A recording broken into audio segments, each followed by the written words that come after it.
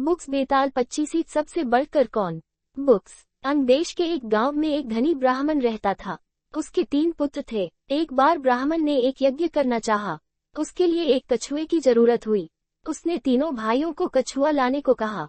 वे तीनों समुद्र पर पहुंचे। वहां उन्हें एक कछुआ मिल गया। बड़े ने कहा, मैं भूजंचल हूँ, इसलिए कछुए को नहीं छूऊंगा। मझला बोला, मैं नारीचल हूँ, मैं नहीं ले जाऊंगा। सबसे छोटा बोल, मैं शयाचल हूँ, सो मैं नहीं ले जाऊंगा। वे तीनों इस बहस में पड़ गए कि उनमें कौन बढ़कर है। जब वे आपस में इसका फैसला न कर सके तो राजा के पास पहुंचे। राजा ने कहा, आप लोग रुकें, मैं तीनों की अलग अलग जांच करूंगा। इसके बाद राजा ने बढ़िया भोजन तैयार कराया और तीनों खाने बैठे।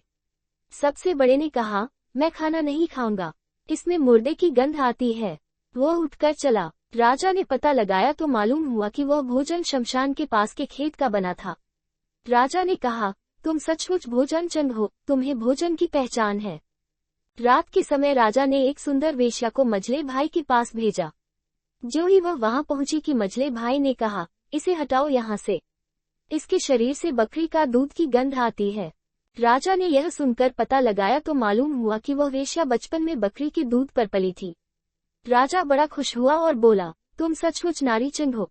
इसके बाद उसने तीसरे भाई को सोने के लिए 7 गैदों का पलंग दिया। जैसे ही वह उस पर लेटा कि एकदम चीखकर उठ बैठा। लोगों ने देखा, उसकी पीठ पर एक लाल रेखा खींची थी।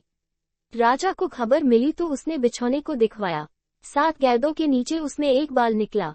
उसी से उसकी पीठ पर लाल लकीर हो गई थी। राजा को बड़ा अचरज हुआ। उसने तीनों को 1-1 लाख अशर्फियां दी।